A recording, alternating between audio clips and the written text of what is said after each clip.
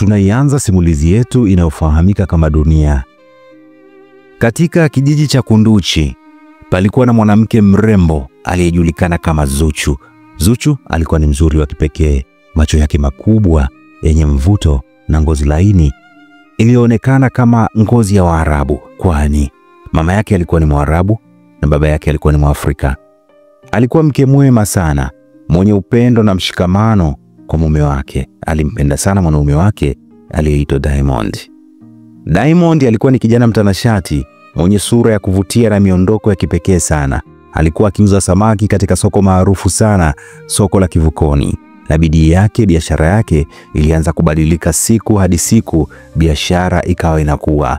Hata hivyo, mafanikio yake yalianza kuleta mabadiliko yasiyokuwa ya kawaida.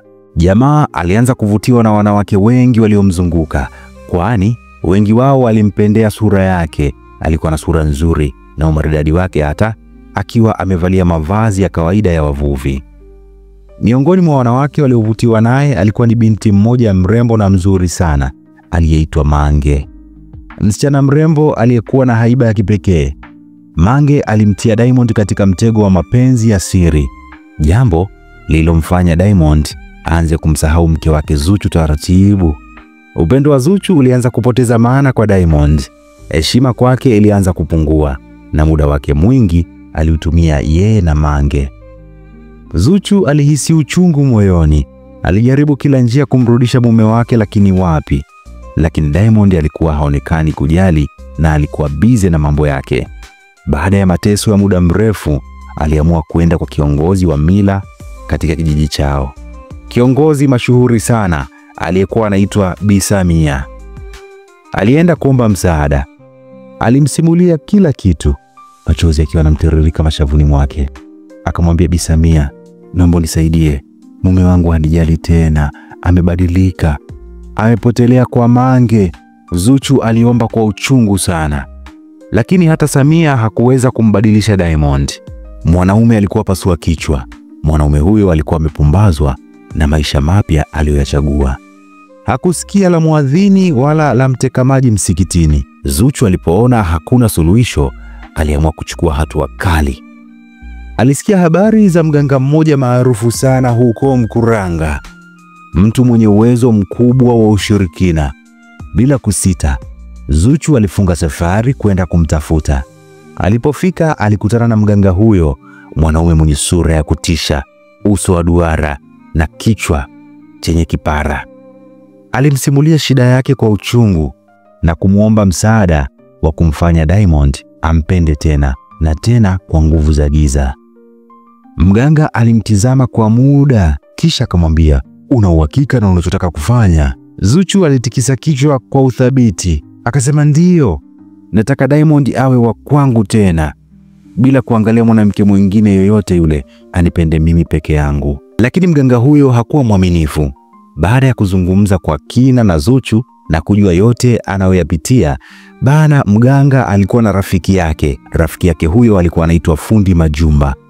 Bana akaenda kwa rafiki yake huyo na akamwambia kila kitu. Sasa si unajua siri ya watu wawili huwa haidumu. Habari zikaanza kusambaa kijijini kama moto wa nyikani. Watu wa kijiji waliposikia walitaharuki sana. Kila mtu alianza kuzungumza kuhusu hatua za Zuchu alizozichukua, huku wengine wakimlaumu na wengine wakimhurumia.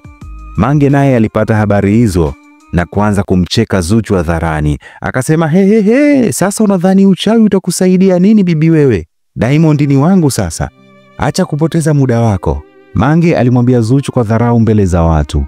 Zuchu alihisi aibu kubwa, lakini hakutaka kurudi nyuma.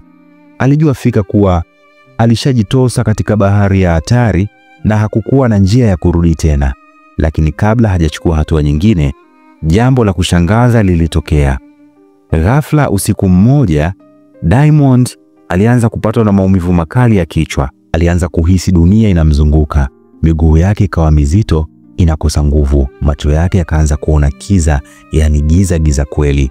Alikuwa katika soko la Kivukoni, hakuwa peke yake. Alikuwa yeye na mpenzi wake Mange, ama mchepuko wake Mange. Lakini ghafla akaanguka chini kama mzigo. Watu walikusanyika haraka wakimzunguka kwa hofu. Mange alishtuka, akajaribu kumbembeleza Diamond, lakini wapi, Mwanaume huyu alianza kuropoka maneno yasiyoeleweka. Zuchu, samahani, naomba unisamehe, nilikosea mimi, alizungumza kwa sauti dhaifu huku machozi yakimtoka. Habari za kuanguka kwa Diamond ziliwafikia wakazi wa kijijini kwa kasi sana. Zuchu aliyekuwa amejificha nyumbani kwake kwa sababu ya aibu, alisikia kilio cha watu nje ya nyumba yake. Alipotoka nje, aliona kundi la watu wakielekea kwake, wakiongozwa na Mange aliyekuwa na sura ya huzuni sana. Akamwambia Zuchu, tafadhali njoo msaidie Diamond, hali yake ni mbaya. Mange aliongea kwa sauti ya unyonge sana. Zuchu alishangaa, akawaza kwamba huu ni muujiza au ni matokeo ya yale maombi ambayo aliyaomba kwa mganga. Alihisi moyo wake ukidunda kwa nguvu sana, akiwa hajui afanye nini. Ghafla, kabla hajachukua hatua yoyote, kundi la wazee wa mila wa kijiji waliwasili pale nyumbani kwao, wakiwa wamevalia mavazi ya heshima. Walimtizama Zuchu kwa macho ya tafakari. Mzee mmoja mwenye ndevu ndefu aliyekuwa anafahamika kama Babu Omari alisimama mbele ya Zuchu na kusema kwa sauti nzito, Zuchu, kuna maamuzi unapaswa kuyafanya. Unamtaka Diamond kwa nguvu ya uchawi ama unataka haki? Wakazi wa kijiji walinyamaza wakisubiri majibu kutoka kwa Zuchu. Mange alimtizama Zuchu kwa wasiwasi, huku Diamond akiwa amelala chini anahema kwa shida sana. Zuchu alimtizama kila mmoja wao, machozi yakaanza kumtiririka. Alijua sasa kwamba kila kitu kilikuwa mikononi mwake. Je, unadhani Zuchu atajibu jibu gani na nini ambacho kitaendelea? Basi tukutane katika sehemu ya pili katika episode ya Dunia. Mimi nakupenda sana, siku njema iwe nawe na kushukuru sana kwa muda wako. Siku njema iwe nawe.